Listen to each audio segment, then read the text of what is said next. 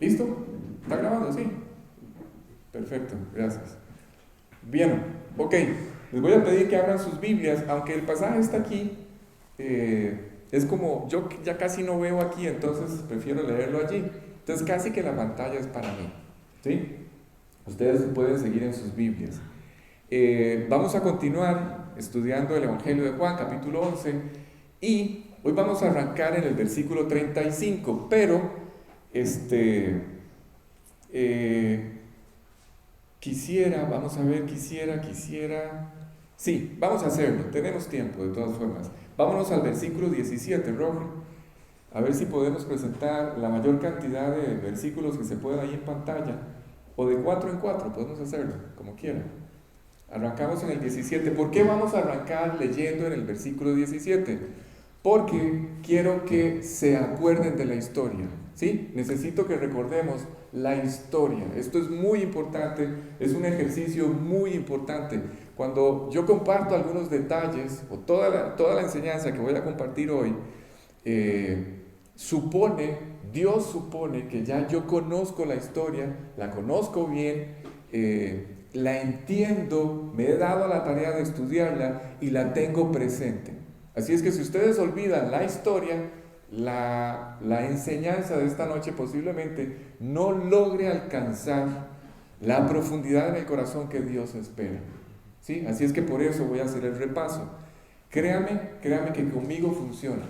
Y yo soy bastante lento para entender. Así es que si conmigo funciona, con ustedes que son más listos o más brillantes, con ustedes va a funcionar todavía más. Ok, dice así: vino pues Jesús y halló que hacía ya 4 días. Les recuerdo que estamos ya en Betania, o en las afueras de Betania, ¿sí? Veníamos con él, veníamos en aquella comitiva, llegamos a las afueras de Betania y ahí estamos con él. Ya Lázaro tiene 4 días de haber fallecido.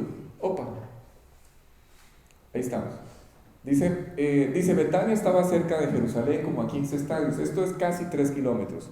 Y muchos de los judíos habían venido a Marta y a María para consolarlas por su hermano. Entonces Marta, cuando oyó que Jesús venía, salió a encontrarle. Pero María se quedó en casa. Eso ya lo habíamos explicado. Y Marta dijo a Jesús: Señor, si hubieses estado aquí, mi hermano no habría muerto. ¿Se acuerdan de esto? Parece fe, pero en el fondo, esa fe, en el fondo, cuando la examinamos, era incredulidad. ¿Se acuerdan? Ok. Dicen: mas también sé ahora que todo lo que pidas a Dios, Dios te lo dará. Jesús le dijo: tu hermano resucitará. Escuchen, porque esto es muy importante.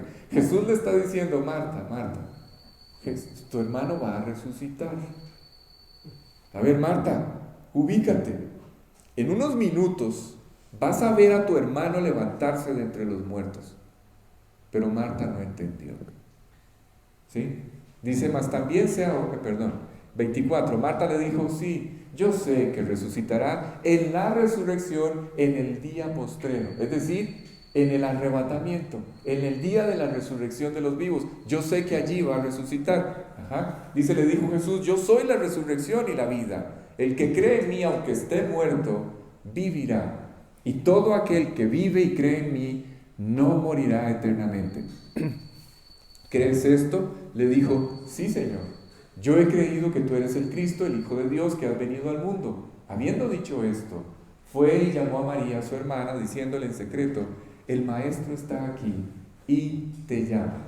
Ella, cuando lo oyó, se levantó de prisa y vino a él. Jesús todavía no había entrado a la aldea, sino que estaba en el lugar donde Marta le había encontrado. Entonces los judíos que estaban en casa con ella y la consolaban, cuando vieron que María se había levantado de prisa y había salido, la siguieron, diciendo: va al sepulcro a llorar allí. María, cuando llegó a donde estaba Jesús, al verle, se postró a sus pies, diciéndole, vean otra vez, exactamente la misma reacción que Marta: Señor, si hubieses estado aquí, no habría muerto mi hermano. Y esto ya lo habíamos explicado. ¿Se acuerdan? Que las dos pensaban que Dios era un Dios todopoderoso, pero no a la distancia, sino presente y de cerca. Ok, entre otros detalles. Dice Jesús, entonces al verla llorando y a los judíos que la acompañaban también llorando, se estremeció en espíritu y se conmovió.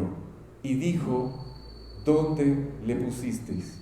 Le dijeron, Señor, ven y ve. Recuerden que cuando Él se conmueve,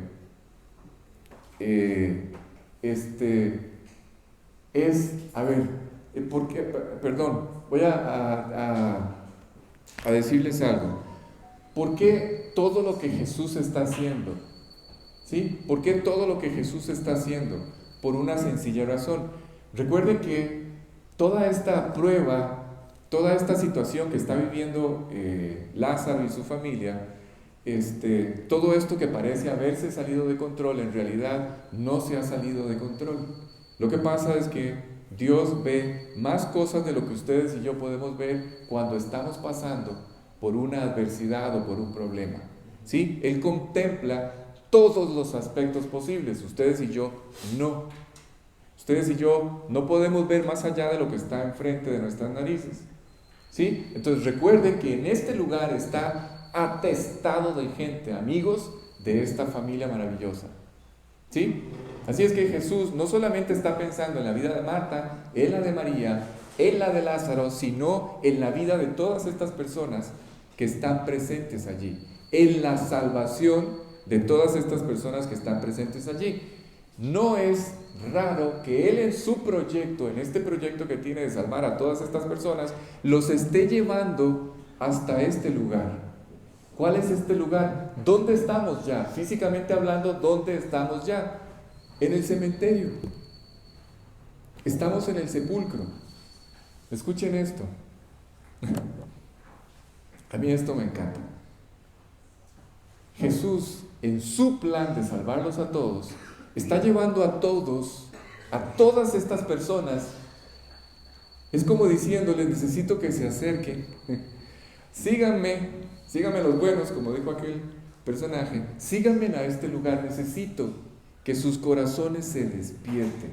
Necesito que sus conciencias se despierten. Necesito que abran los ojos. Ustedes están en el lugar donde sus vidas terminan, donde las vidas de todas las personas van a terminar. ¿Sí? Ustedes están en el lugar al que los está llevando o al que los va a llevar tarde o temprano. La muerte llegará a todos los hombres. Ustedes están llegando al lugar donde el rompimiento entre ustedes y yo los trajo o los va a traer finalmente. Haber roto relaciones con Dios trajo al hombre, a todos los hombres, hasta este lugar. Este es el último lugar a donde el hombre vendrá.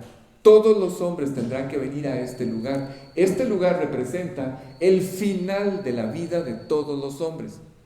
Todos los proyectos, todos los planes, todos los sueños, todos los anhelos, todo lo que ustedes acumularon y trataron de alcanzar a lo largo de toda su vida, todo se termina allí.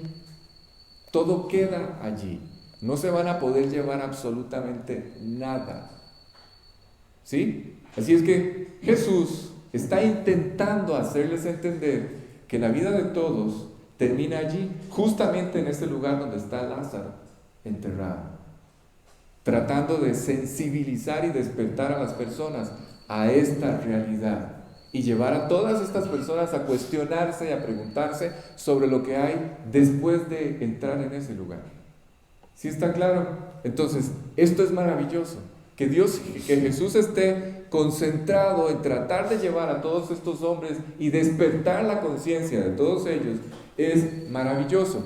Él llora exactamente por esto. Ya lo voy a explicar, voy a pasar por encima de esto, pero ya voy a explicar por qué Él se conmueve.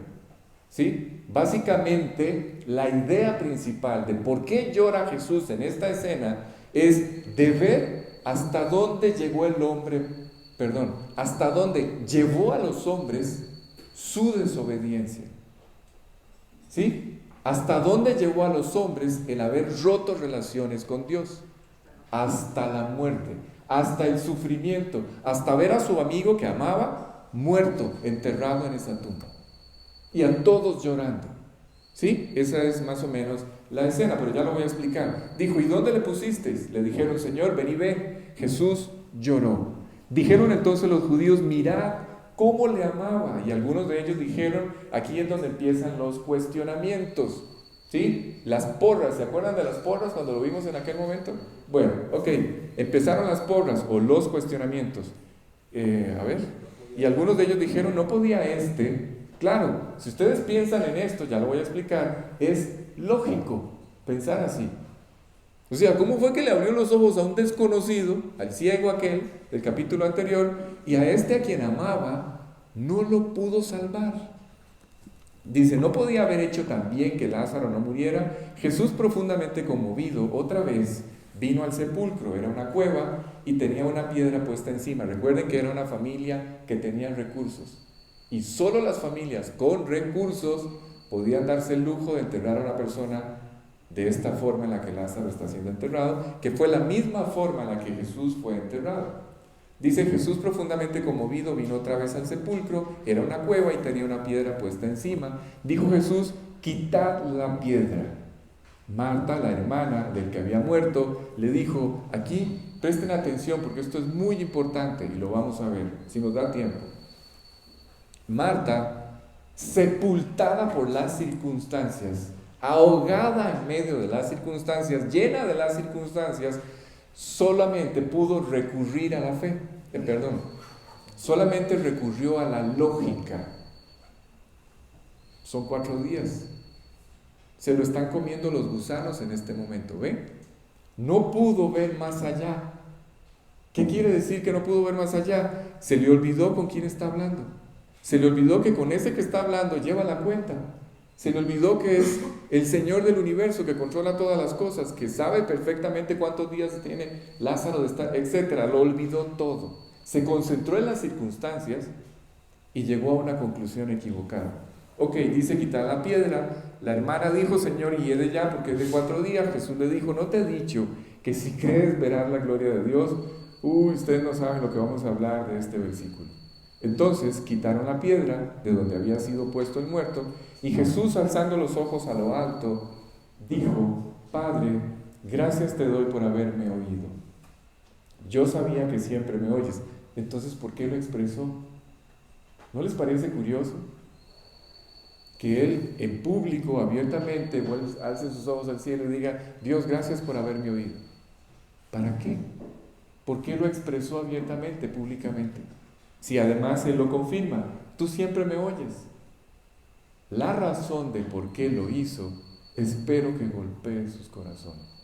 ¿Sí? Dice, pero lo dije por causa de la multitud que está alrededor, para que crean que tú me has enviado. O sea, en otras palabras, que yo soy la respuesta. ¿A qué? A esto que está pasando, la muerte. Pero ya lo vamos a ver. Dice, habiendo dicho esto, clamó a gran voz, Lázaro, ven fuera. Y con eso vamos a terminar hoy. Clamó a gran voz, Lázaro, ven fuera. Vamos a ver qué es lo que hay detrás de este grito de Jesús, de este clamor a gran voz. Porque estando a unos metros de la tumba, ¿cuál era la necesidad de gritar a gran voz? ¿Nunca se han puesto a pensar en eso? Yo nunca pensé en eso. Yo nunca tuve la capacidad para pensar en esto. ¿Sí? ¿Por qué Jesús gritó estando Lázaro ahí? A la vista, porque todos veían el cuerpo a la vista. Entonces vamos a entender por qué Jesús gritó. Si Él gritó, es porque Lázaro no estaba cerca. Lázaro estaba muy lejos. ¿Oyeron? Entonces, vámonos al versículo 35. Ok, perfecto, ahí estamos. Entonces, empezamos. Jesús lloró, les dije que Jesús lloró en 3 ocasiones, y las 3 ocasiones, o en las 3 ocasiones lo hizo por la razón que tenía que ver con nosotros. O sea, nosotros éramos la razón de el por qué Él lloró. Lloró primero, cuando Él entró, la primera vez, aquel famoso, que no era un domingo de Ramos, sino un sábado de Ramos, cuando Él entra a Jerusalén. Jesús entra a Jerusalén un sábado.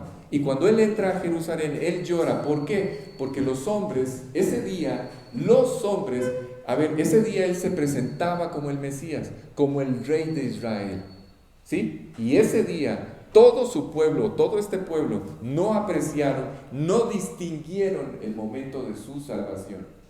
O sea, aquella promesa que para ese entonces ya había alcanzado más o menos 4000 años desde que se había hecho, se estaba haciendo realidad en ese instante delante de sus ojos.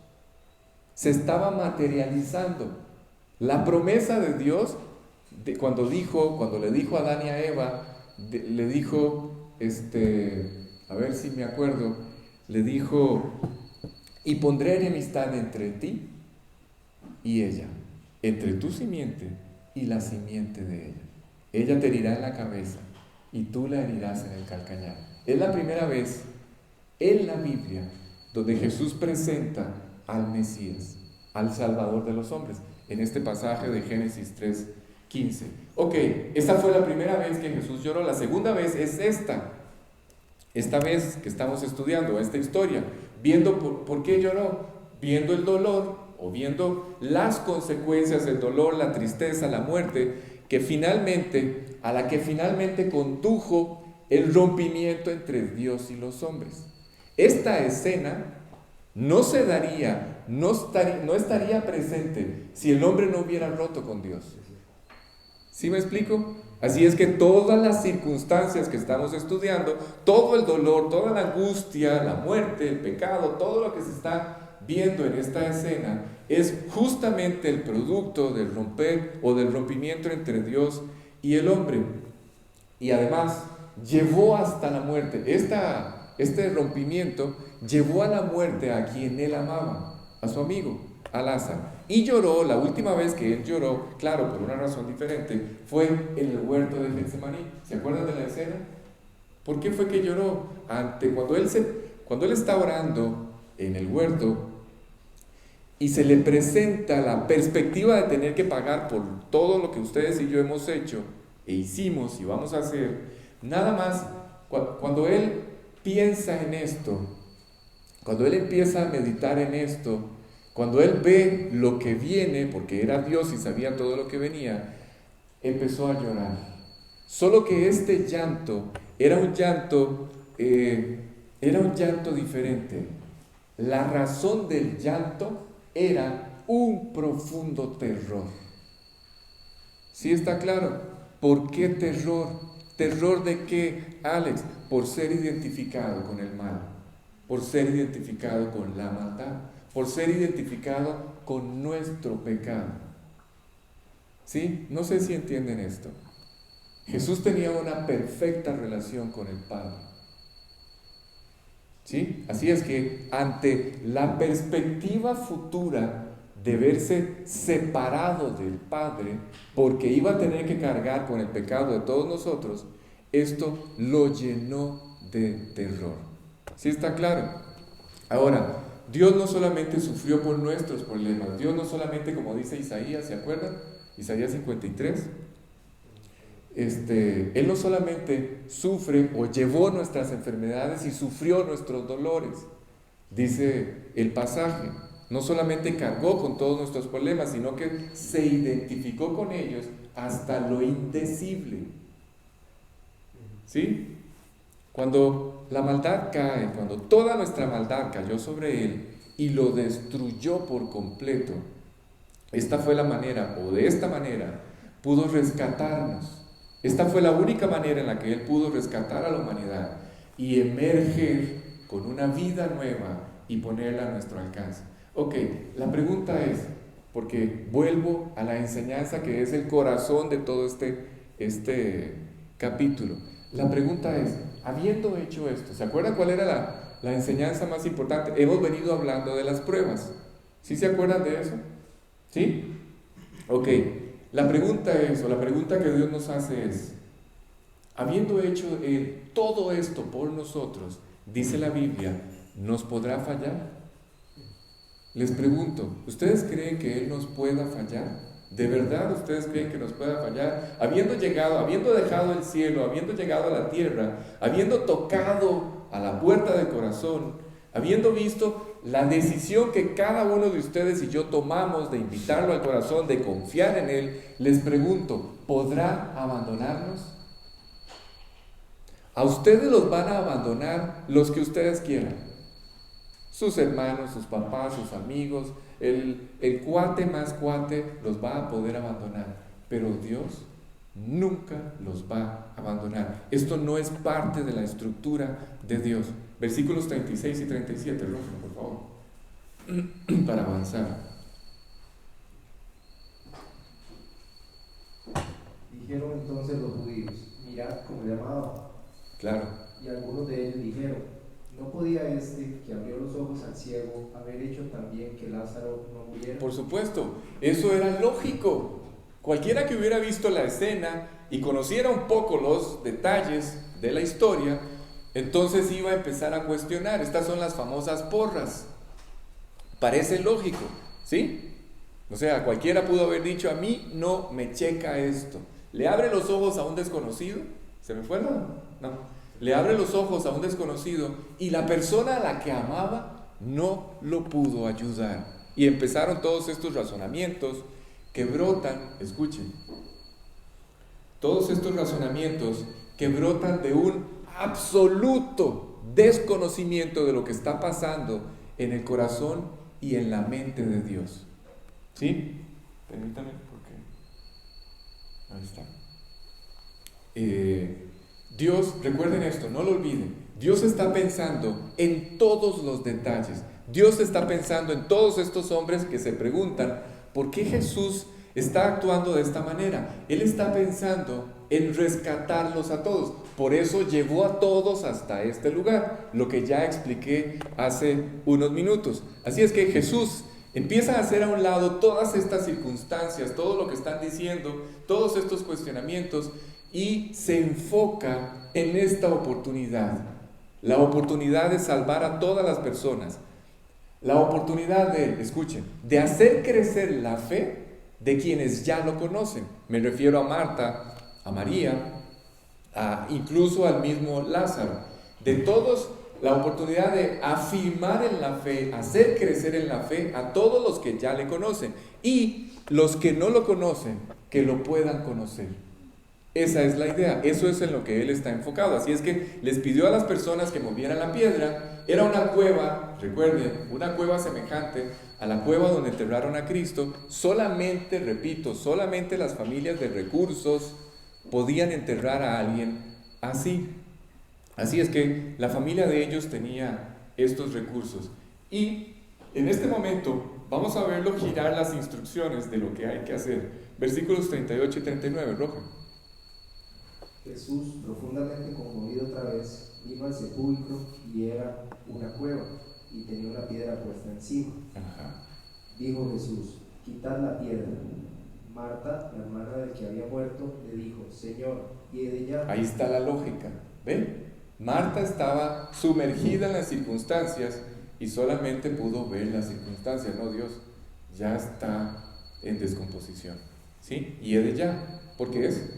Porque es de 4 días. Ok, aquí necesito que veamos algo que es muy importante. Quiero recordarles, a veces, bueno, no sé si a veces, yo creo que la mayoría de las veces ustedes y yo no tenemos la perspectiva completa de las circunstancias que estamos viviendo. No entendemos, ¿a qué me refiero? A que no entendemos por qué razón pareciera ser que Dios se retrasa en sus respuestas, o que la respuesta que nosotros esperábamos no viene, ¿sí? Pero recuerden esto, Él tiene una perspectiva completa de toda la situación que ustedes y yo nunca vamos a tener. Por favor, no pierdan de vista esto. ¿Oyeron? Por ejemplo, ¿recuerdan ustedes que había la idea, ya era algo casi universal, había una corriente de pensamiento que había venido de Oriente que decía, ¿se acuerdan qué decía? Que el alma permanecía en el cuerpo incluso 3 días después de haber fallecido la persona. Así es que ustedes se imaginan que Jesús hubiera hecho este milagro 1 día o 2 días después de que Lázaro hubiera muerto. Todos hubieran cuestionado el milagro. Bueno, ya de por sí al margen de la magnitud del milagro que presenciemos, ya de por sí cuestionamos todo. Pero esto hubiera sido una razón mucho más grande para poder cuestionar lo que Dios hace. Así es que aquí es donde entro en esta enseñanza de la incredulidad. Presten mucha atención porque esto les va a dar la oportunidad, cuando hablen con alguien de Cristo, esto les va a dar la oportunidad de poder guiar a la persona. Sí, perdón. No me refiero a contender con las personas. No me refiero a destruir argumentos, sino de verdad a quitar los estorbos, quitar los obstáculos que se oponen en la salvación de una persona. ¿Sí? A veces es necesario hacer esto. La incredulidad es algo que es absolutamente voluntario. No olviden esto. Ustedes van a ver la relación, van a ver la reacción de diferentes personas. A ver, ante la resurrección de Lázaro, ustedes van a ver a dos grupos en la escena. Van a ver a un grupo que reacciona de la forma más opuesta, más contradictoria ante aquel maravilloso milagro. Y ante el mismo milagro van a ver a otro grupo reaccionando de una forma completamente diferente. ¿A qué me refiero? ¿Cuáles son las dos reacciones? Un grupo, el que reaccionó de la forma correcta, va a creer en Jesús. ¿Sí? Y el otro grupo va a querer matar a Jesús. La pregunta es, el milagro es exactamente el mismo, la resurrección de Lázaro. ¿Sí? Vieron a Lázaro, ambos grupos vieron a Lázaro resucitado, pero unos están reaccionando queriendo matar a Cristo y el otro están creyendo en Cristo. ¿Cómo es posible que ante el mismo evento hayan dos tipos de personas que reaccionen de una forma tan diferente? ¿Sí está claro? La Biblia presenta esto o revela la respuesta a esta pregunta. ¿Qué es lo que intenta Dios manifestar o mostrar? Que la incredulidad es un acto de voluntad. ¿Sí está claro? No es un acto de evidencia. ¿Sí? Así que con esto simplemente vamos a confirmar una de las enseñanzas más profundas de este pasaje, que el hecho de que la fe, creer, no tiene nada que ver con la evidencia. La incredulidad no tiene nada que ver con la evidencia. La fe no tiene nada que ver con la evidencia. ¿Sí? Tiene que ver totalmente con la voluntad. Los hombres hoy no se están yendo al infierno por falta de evidencia. Ahí le estoy dando argumentos para lo que tiene que hacer. Ni por falta del trabajo de Dios. ¿Oyeron? Dios está trabajando en el corazón de todos los hombres. Y hay evidencia abrumadora de la realidad de Dios y del poder de Dios. Entonces, ¿por qué se están yendo al infierno? Por falta de voluntad. No quieren. Cuando Jesús se enfrentaba a los judíos, les decía, ustedes, no les decía, nunca les dijo, ustedes no pueden venir a mí. Como si la potestad para acercarse a Él dependiera o estuviera en ellos. No. Cuando Jesús se dirigía a los judíos, les decía, ustedes no quieren venir a mí y que yo los salve. ¿Ve? No era algo de poder. ¿Sí? Así es que tiene que ver todo con la voluntad. Las personas no quieren. Los hombres no quieren que Dios trabaje en sus vidas. No quieren permitirle a Dios que los transforme. Es más, es lo que más necesita el hombre hoy. La intervención de Dios en sus vidas, eso es lo que más nos hace falta. Sin embargo, mientras la voluntad esté allí, el hombre seguirá tomando la decisión. El hombre seguirá tomando la decisión de ir al infierno. ¿Sí? El hombre no puede, no va a experimentar la gracia de Dios o el poder de Dios, no experimentará el nuevo nacimiento, ni la fortaleza que Dios provee de manera sobrenatural. ¿Hasta qué? ¿Hasta cuándo? ¿Hasta qué momento? Hasta que el hombre decida confiar en Dios. ¿Sí? Esta piedra, ahora sí, entra a la piedra, esta piedra, escuchen, esta piedra, perdón, tenemos tanto tiempo de no vernos que ya veo otro miembro de la familia. No, son bromas. No se preocupe, déjela que tosa. Pero me asustó porque ahora con estos japoneses, doña María, uno no sabe en qué momento los niños nacen de un mes para otro. Les decía que esta piedra representa algo. La piedra, que en este momento Jesús está dando la orden de correr, la piedra representa la incredulidad de los hombres. ¿Oyeron? La manera como ustedes y yo vemos las cosas, los conceptos, las ideas que tenemos, Jordan, a la hora en que Jesús está enfocado en hacer el milagro, ¿sí? No vayan a pensar que Marta lo distrajo o que las lágrimas de María lo distrajo, no. O que de alguna manera esto le impedía a él alcanzar su objetivo, no. ¿Saben qué es lo que más sorprende? Lo que sorprende es la dificultad que el hombre tiene, que todos los hombres tenemos en un momento por nuestra lógica. Eso es lo que realmente sorprende la escena. Por nuestra lógica sorprende cómo no podemos creerle a Dios. Que Él puede intervenir, que Él puede trabajar, que Él puede sacarnos adelante, ¿sí? Sacar adelante cualquier vida. Y muchas veces la lógica, escuchen, muchas veces la lógica nutre, alimenta de una forma equivocada la incredulidad. ¿Sí está claro? Así es que esto se convierte en un enorme obstáculo y entonces empezamos a ver las circunstancias en los detalles. Señor, ya son 4 días. Y he de ya. ¿Ve cómo Marta empieza a entrar en detalles? Debido a su lógica, esto está alimentando equivocadamente la incredulidad de Marta. Así es que en este instante se voltea Marta con Jesús como si él, escuchen, como si él no entendiera qué es lo que está pasando, como si a él se le hubiera olvidado qué fue lo que ocurrió, como si él hubiera perdido la noción del tiempo, como si no supiera la situación. Se vuelve con él y le dice, ya huele mal, Jesús, tiene 4 días, esto va a ser, escuchen esto, a ver si con esto, bueno, espero que sea más que esto lo que se lleven hoy en el corazón, pero esto es muy importante. Cuando ustedes entran en una prueba, esto es lo que ustedes piensan. Marta le dice a Jesús, Jesús, si corremos la piedra, vamos a presenciar un espectáculo horrible. ¿Sí? Lo estoy haciendo público. Recuerda esto, Jesús. Si corremos esa piedra, vamos a ver un espectáculo completamente desagradable aquí. ¿Sí están prestándome atención? Ok, piensen en esto, cuando yo pienso en la forma en la que Dios interviene en nuestras vidas, cómo a veces ustedes y yo tenemos una manera de ver las cosas, viendo el problema completamente equivocada.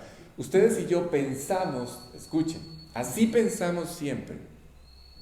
Pensamos, ya encontré una amiga, pensamos que Dios permite la adversidad o permite todos estos problemas o permite todas estas pruebas como para traer a nuestra vida un fin o un desenlace terrible. ¿Sí? A ustedes les duele algo y automáticamente pensaron en un tumor o en un cáncer. A ustedes les duele esto, a ustedes piensan en esto, piensan en el cambio de gobierno y automáticamente ya perdieron el trabajo, etc. O sea, somos extraordinariamente hábiles para pensar de la forma más horrible y más pesimista. Pero cuando las cosas se presentan en nuestra vida, ahora sí, cuando Dios permite algo, ustedes y yo siempre pensamos que Dios lo permite porque tiene un desenlace terrible. Algo malo va a pasar. Algún problema va a venir. Pensamos que Él no tiene todo el control de las circunstancias. Nunca olviden esto, porfa. ¿Sí? Dios sí tiene el control de todas las cosas. Aún y en medio de nuestra necedad, aún y en medio de nuestra rebeldía, aún y cuando hemos hecho nuestra propia voluntad, aún estas cosas están bajo el control de Dios. Dios, ¿qué intento decir con esto? Que Dios sí sabe lo que está haciendo. Lo único que Él quiere, el objetivo final de todas estas circunstancias que Dios permite en nuestra vida, es solo uno: mostrar su poder. ¿Oyeron? En la vida de cada uno de nosotros. Eso es el final. Mostrar el poder, su poder en nosotros. Así es que en este instante han pasado 4 días. Marta le dice a Jesús: Señor, si mueves la piedra esto va a ser horrible, porque ya tiene 4 días. Y Jesús se vuelve con ella y le dice, versículo 40.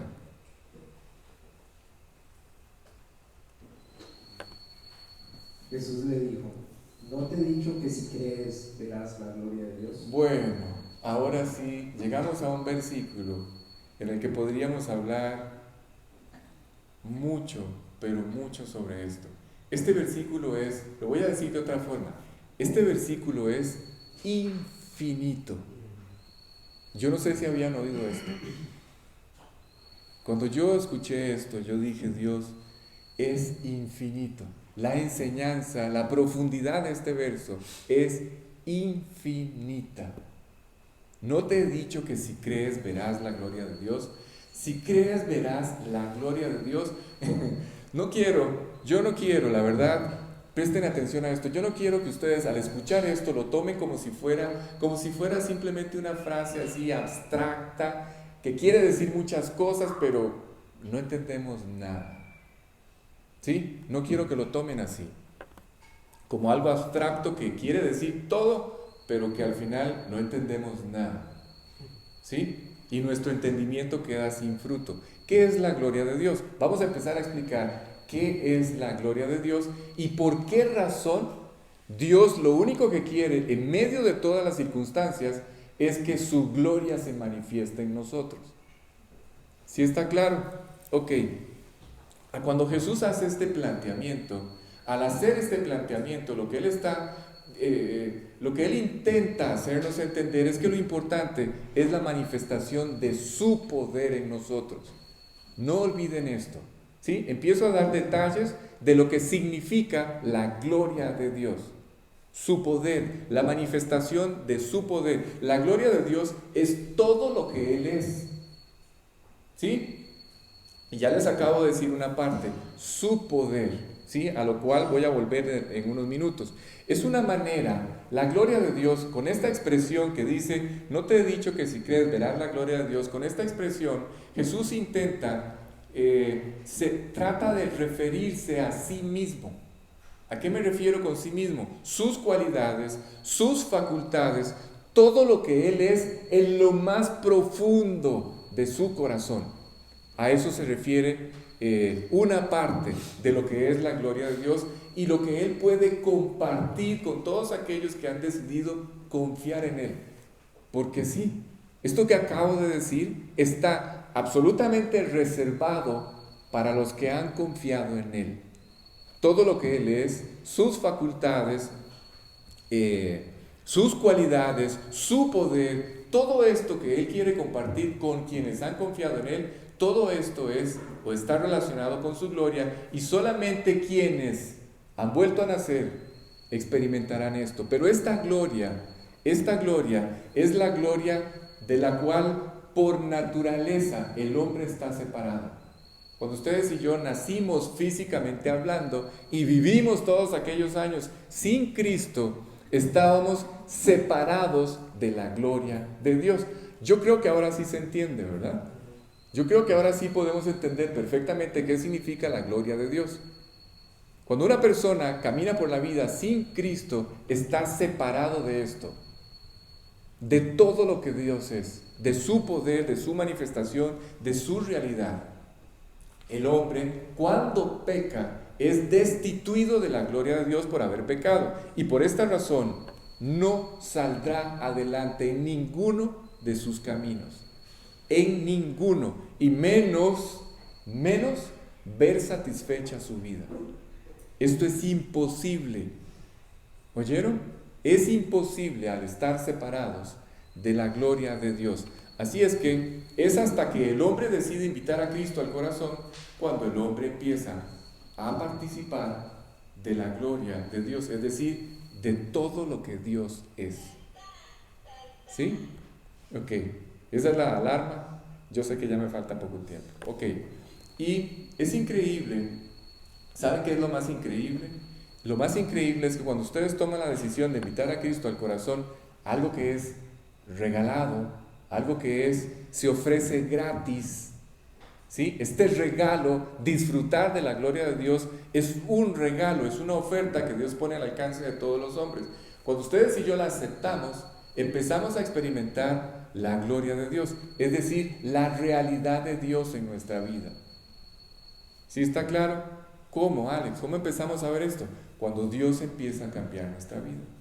Cuando Dios empieza a transformar nuestra vida, a medida que ustedes y yo le damos la oportunidad a Dios de hacer su trabajo, vemos nuestra vida cambiando. ¿Sí está claro?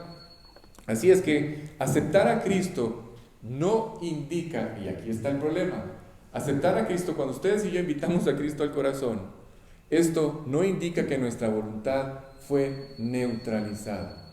Lamentablemente no es así. ¿Oyeron? Ustedes y yo, quiero decir que ustedes y yo seguimos siendo dueños de nuestra propia voluntad. Yo hago lo que quiero, cuando quiero y como quiero, cuando quiero. ¿Sí? Depende absolutamente de mí.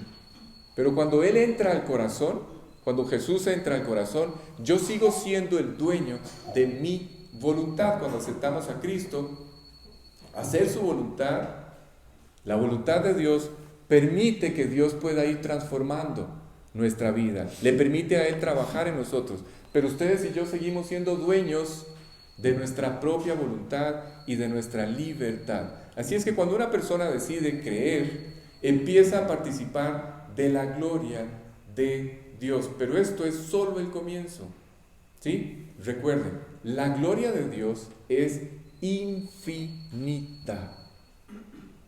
¿Oyeron? Todo lo que Él es, cada detalle, cada rasgo de lo que Dios es, su poder es infinito, no tiene límite.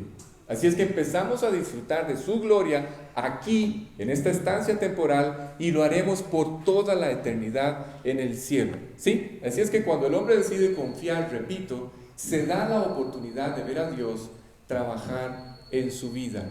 ¿Qué es esto entonces? Cerrando la idea, ¿qué es esto de la gloria de Dios? Es ver su poder manifestándose en nuestra vida.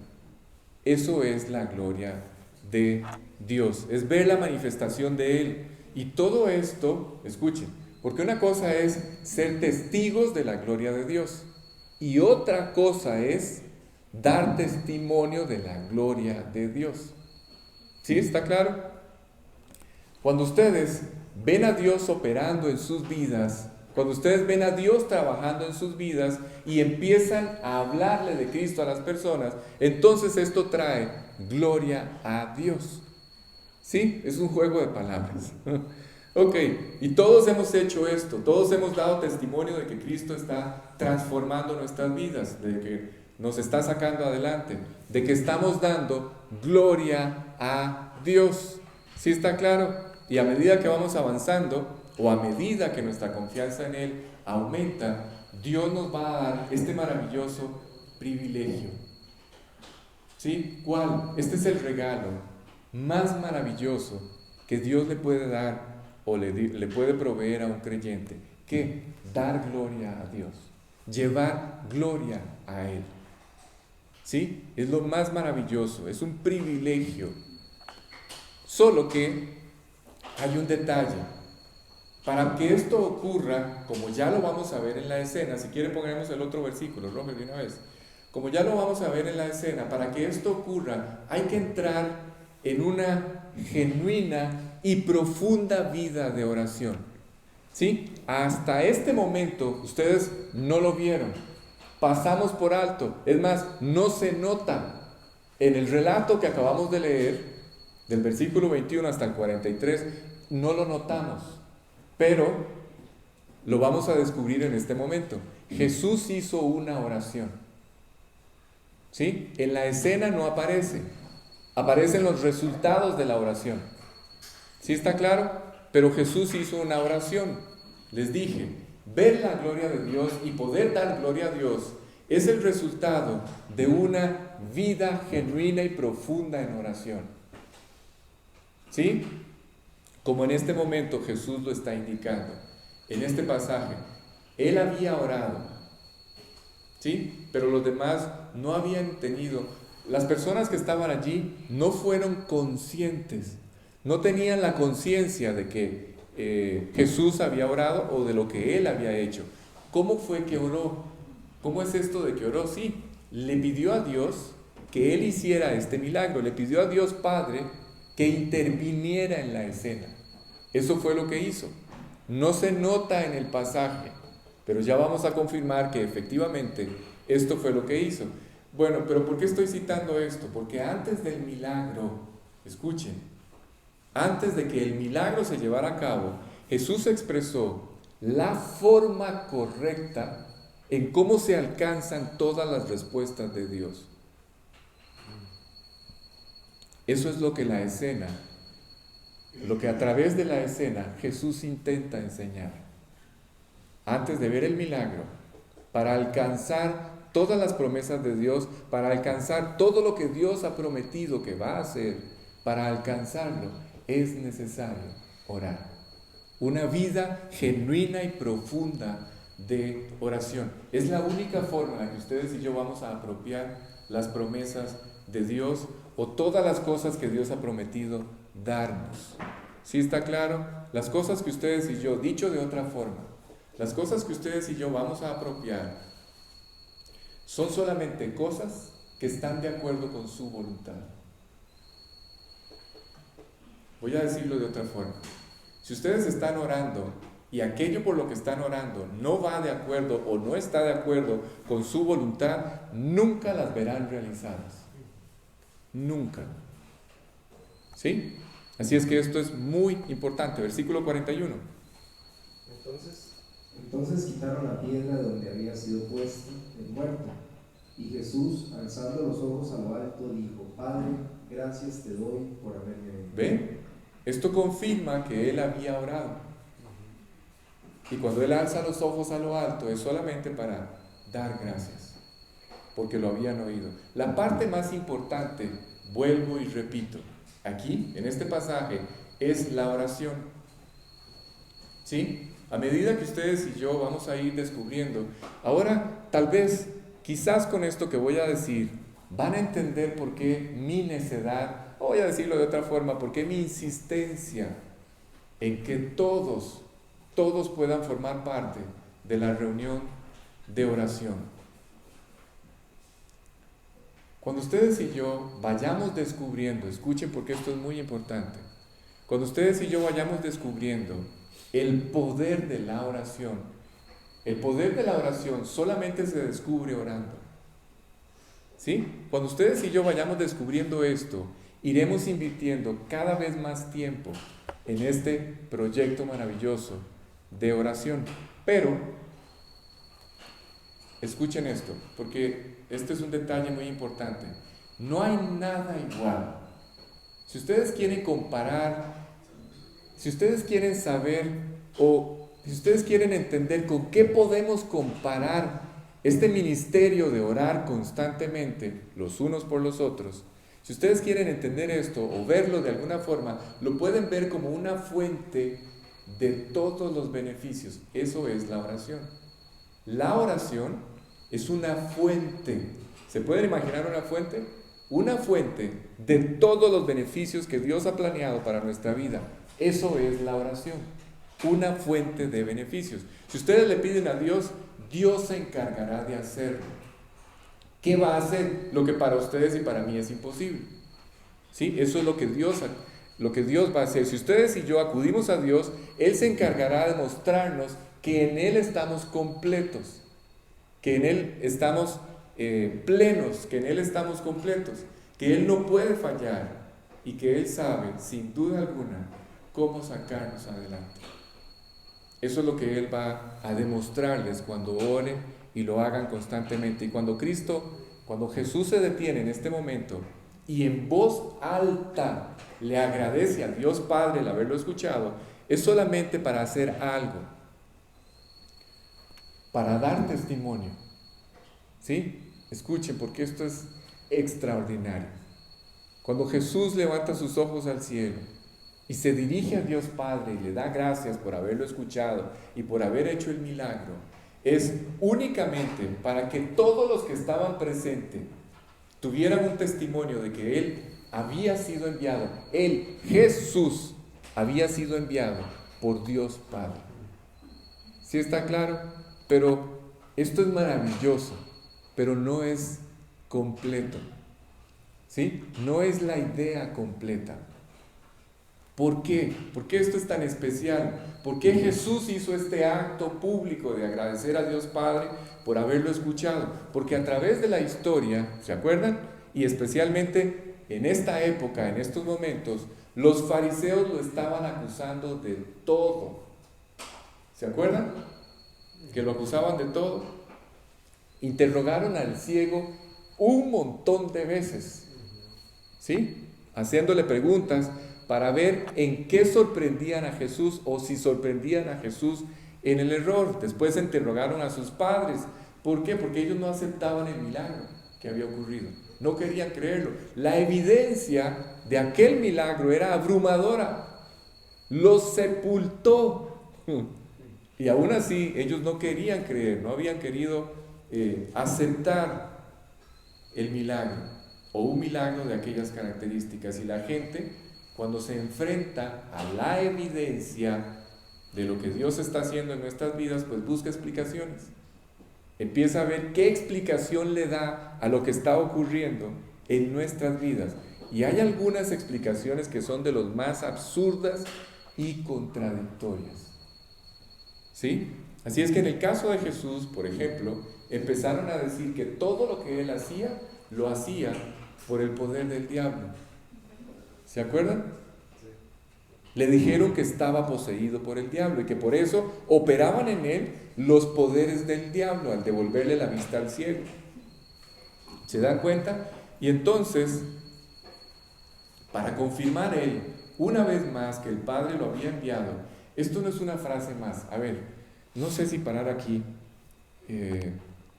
pero quiero tratar, a ver, yo creo que sí logro. Nada más, necesito que me presten atención. Esto que acabo de leer, vamos a ver, dice: Jesús, alzando los ojos a lo alto, dijo: Padre, gracias te doy por haberme oído. Esto no es una frase más, ¿sí? Presten mucha atención. No es una frase más. Es algo que nos lleve, de verdad, nos debe llevar a reflexionar. ¿Por qué?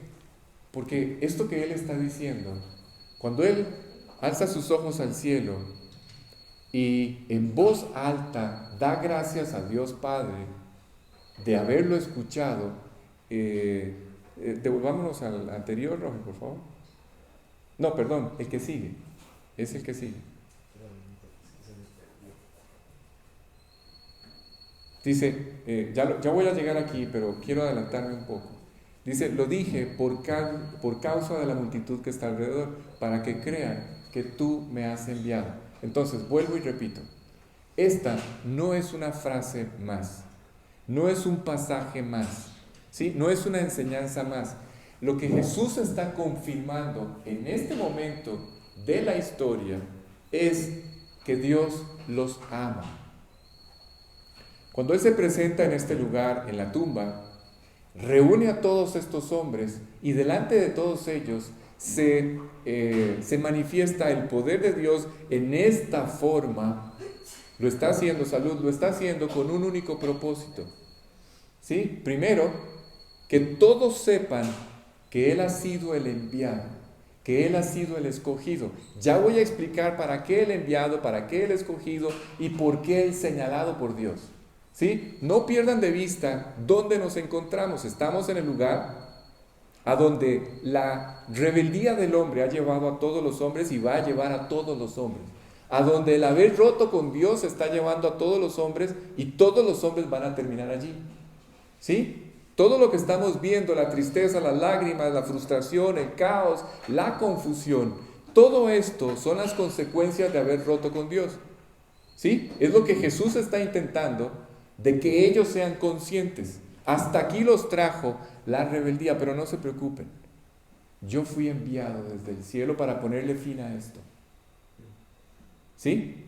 Yo soy, a través de mí, yo le voy a poner fin a la muerte y al pecado.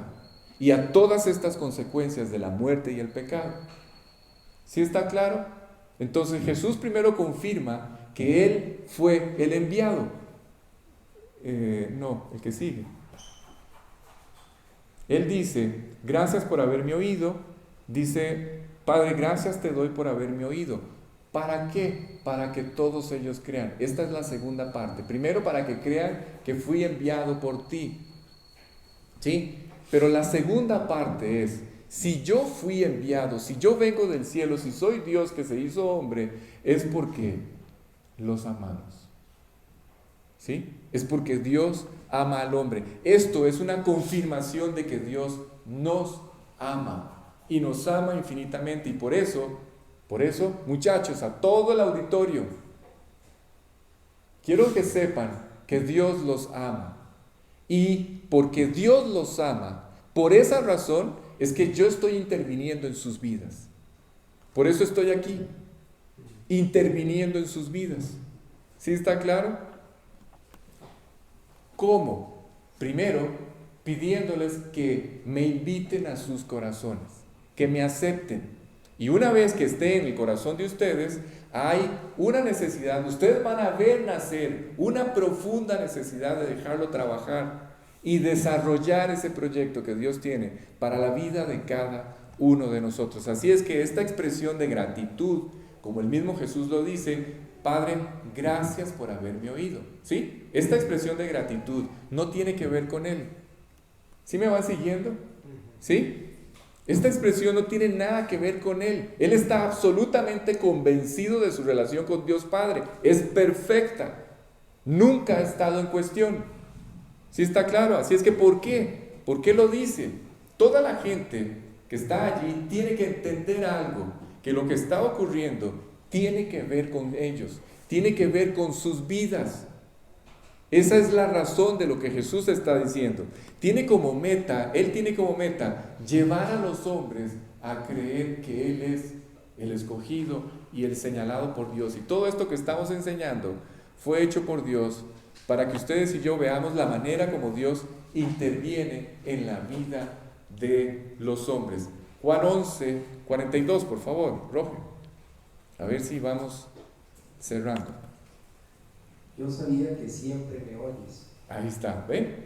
Pero lo dije por causa de la multitud que está alrededor. ¿Para qué? Para que crean que tú me has enviado. ¿Ven?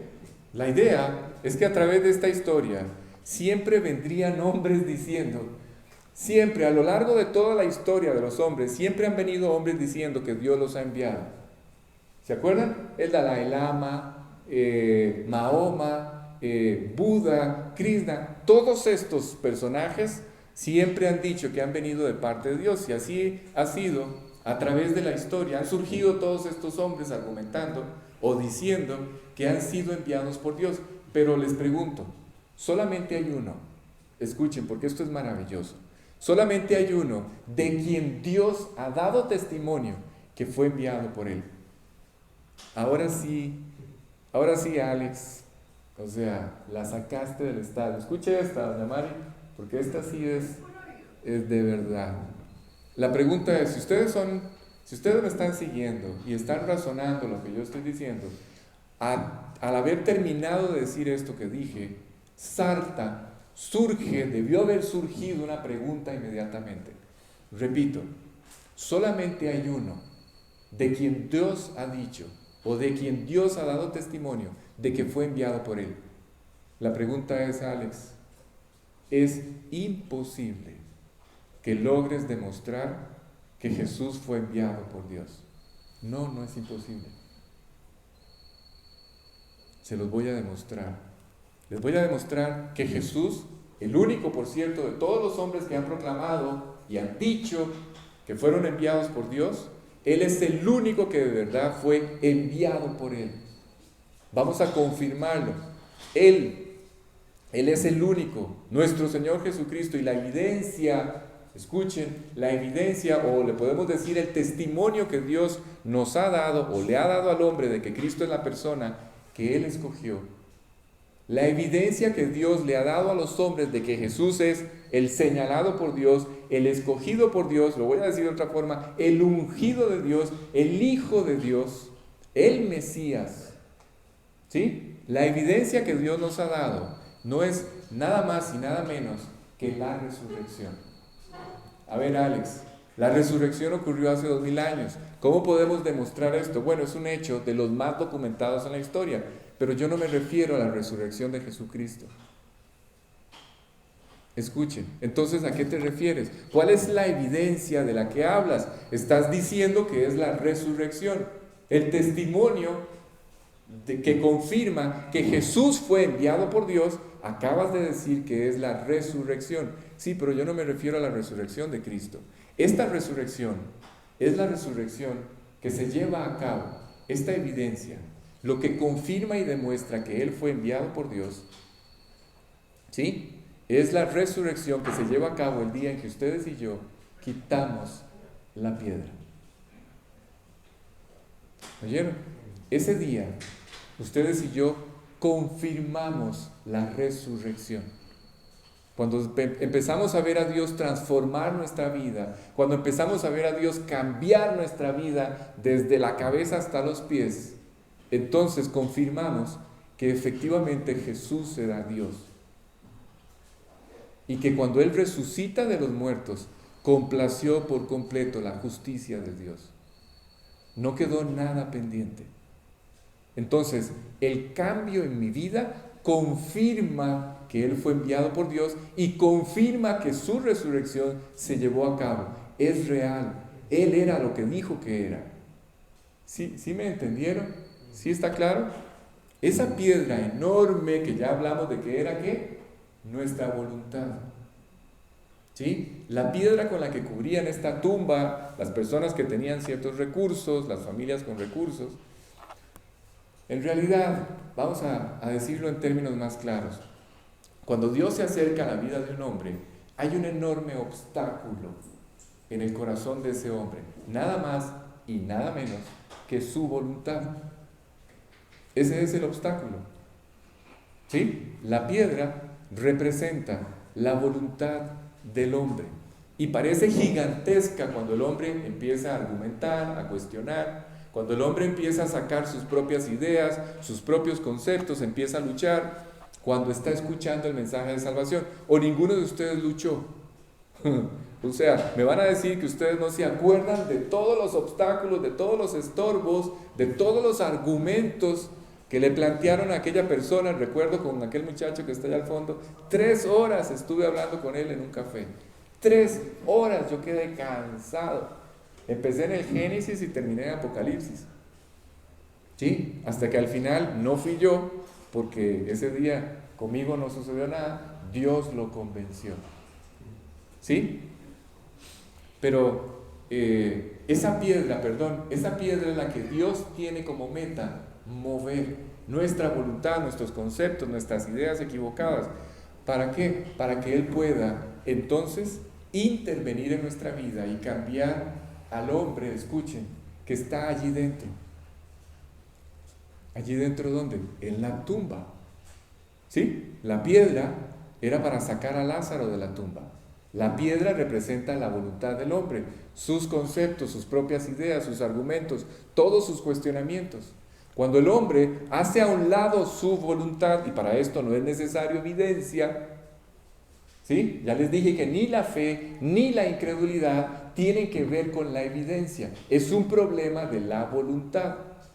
Cuando el hombre toma la decisión de hacer a un lado su voluntad, entonces Dios puede intervenir. ¿Y qué es lo que hace? Quita la piedra y saca de allí dentro a aquel que está muerto, a aquel que estaba muerto y separado de la gloria de Dios. En la historia se llamaba Lázaro, en la vida real se llamaba Alex. Y esto ocurrió hace 23 años, en mi caso, ¿sí?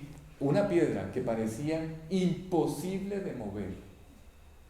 mi voluntad. Muchas veces cuando ustedes y yo le hablamos a alguien, ya no encuentran argumentos, estas personas saben qué es lo que dicen, lo voy a pensar. Sí, esto es lo que todos dicen. A ver, Alex, está bien, ya me convenciste, pero lo voy a pensar. ¿Saben qué significa lo voy a pensar? Lo voy a pensar quiere decir, ya no quiero pensar más. Es más, no voy a pensar más. Ya no quiero pensar lo voy a olvidar. Ya no lo voy a pensar más. Pero esa barrera tan grande que son nuestras ideas o nuestros conceptos, finalmente nuestra voluntad, es increíble ver cómo al final, cuando ustedes y yo decidimos hacer a un lado nuestra voluntad, ¿cómo, Alex? Con una expresión tan fácil como esta. Ok, Dios, voy a tomar la decisión de creer.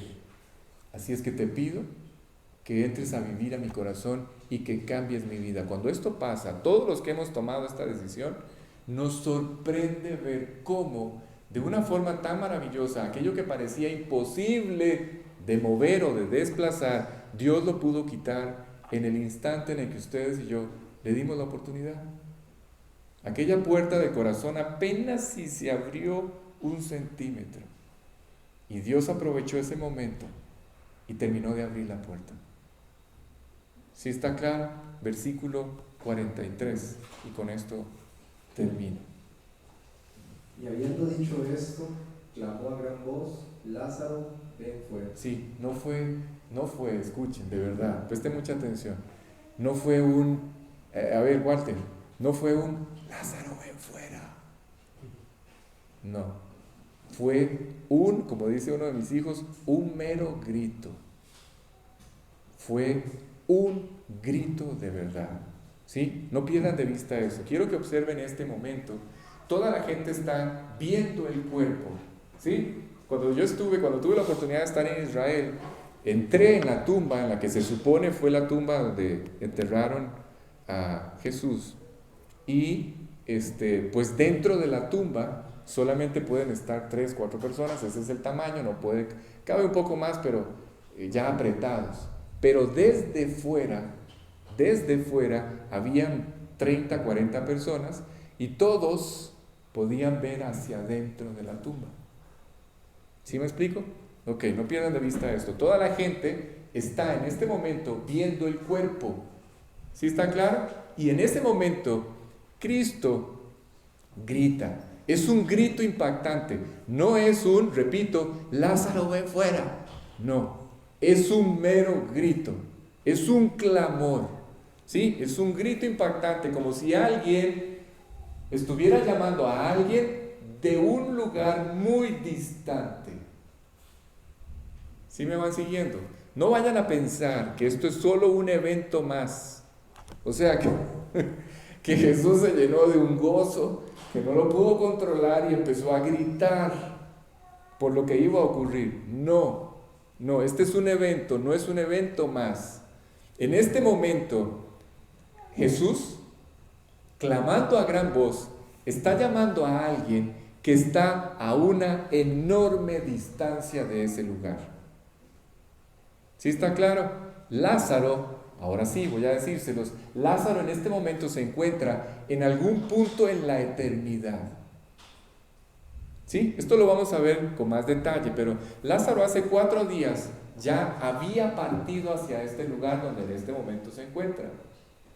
A ver, no se desubiquen. La piedra, la tumba, toda la escena es para que ustedes y yo no tengamos ideas equivocadas.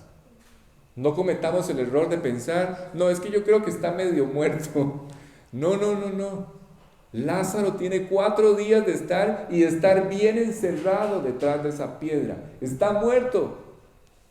¿Sí está claro? La escena es para que no cometamos el error de pensar o de pensar en argumentos tontos o torpes o equivocados. ¿Sí? La escena Dios la diseñó para que ustedes y yo sepamos absoluta y completamente, sin espacio para la duda, que ese hombre está remuerto. ¿Sí está claro? Así es que la expresión de Jesús es mandando a llamar a alguien que había ido a una distancia hasta donde Dios decidió, solo Dios sabe, que Lázaro fuera. ¿Sí está claro? Y en ese momento Dios decide traerlo de vuelta. ¿Ok? A esta vida. ¿Para qué? ¿Por qué todo esto? Para que Marta, para que María y Lázaro y todos los que están siendo testigos pudieran confirmar esto, que es lo que traté de, que es con lo que trato o lo que voy a tratar de terminar, o toda la enseñanza esta noche iba dirigida en esta dirección. ¿Cuál es la idea de todo esto? ¿Con qué? ¿Cómo está cerrando Dios esto? Dios está intentando que en este momento todos puedan confirmar que Dios envió a Jesucristo a resolver el problema que provocó la separación de Dios. Eso es lo que Él está intentando explicarles. Yo, Jesús, soy la solución. Yo, Jesús, soy la respuesta a la muerte del hombre. Lo que ustedes decidieron, romper relaciones conmigo, los trajo hasta aquí. Pero no se preocupen, yo soy la respuesta. Yo soy la solución. Yo soy el enviado. Yo soy el escogido. Yo soy el que le va a dar término a esto, a todas las consecuencias. Yo soy el que les va a permitir recuperar la gloria de Dios, de la cual, por naturaleza, estamos absolutamente separados. ¿Sí está claro? Yo voy a resolver el problema de sus vidas. ¿Qué es lo que Jesús entonces está intentando decir? Que Dios Padre nos ama. Y que nos ama de tal manera que envió a su Hijo. Y que Dios Hijo nos ama de tal manera que obedeció infinitamente hasta la muerte a su Padre. ¿Oyeron? Y ahora que está en el corazón, el único obstáculo, me dirijo a los creyentes. Si hubiera un incrédulo, me hubiera dirigido a él, pero me voy a dirigir solo a ustedes. Escuchen, ya estando Él en el corazón, el único obstáculo que nos impide alcanzar todo lo que Dios ha planeado para nuestra vida somos nosotros. Lo único que tenemos que hacer es creerle. ¿Sí? Hablamos de esto la semana anterior. ¿Sí? ¿Qué tenemos que hacer? Tomarle la palabra. Decirle a Dios que confiamos en Él y que creemos con todo el corazón que Él va a cumplir todo lo que Él ha prometido.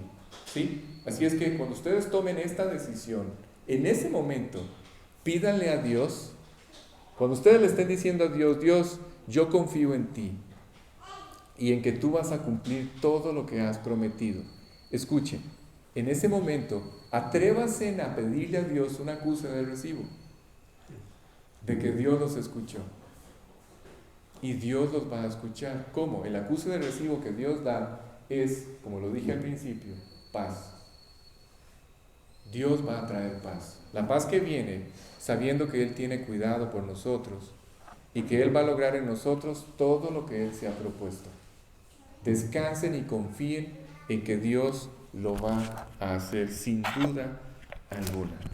¿Sí? Ok. Bien, fue maravilloso. Pudimos terminar increíblemente y espero que Dios haya podido hablar a sus corazones. Lástima que vinieron tan pocos. Ok, vamos a terminar dando gracias a Dios para terminar la reunión. Vamos a cerrar los ojos, los chicos se van a quedar quietos, porfa, y vamos a dar gracias. Padre, gracias, muchísimas gracias por este tiempo. Gracias por llevarnos de la mano con tanto cuidado y con tanto detalle a través de estos relatos y estas historias maravillosas.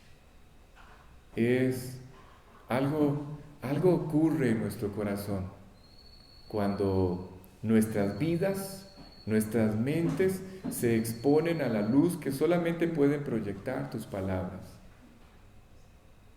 Tus palabras están vivas y tus palabras producen vida. Así es que cada vez que las escuchamos, cada vez que llegan a nuestros oídos y cada vez que bajan y se escriben allí en nuestro corazón, ellas producen la vida que nuestra vida necesita. Y hoy Hoy no fue la excepción. Es maravilloso haber terminado recordando cuánto nos amas. Y que lo único que tenemos que hacer es creerte y confiar en ti, en que tú vas a cumplir todo lo que nos has prometido. Tú eres absolutamente confiable. Tú sí sabes lo que estás haciendo. Así es que solamente nos resta creerte con todo nuestro corazón. Estoy seguro, como dije al final, que vendrá este acuse maravilloso de que tú nos escuchaste, que es la paz. Guárdanos el resto de esta noche, llévanos de regreso a casa con bien a todos, permítenos meditar en todas estas verdades esta semana y tráenos de regreso el próximo sábado con el mismo corazón preparado. Por favor. Te hemos pedido todas estas cosas en el nombre de Jesús. Amén.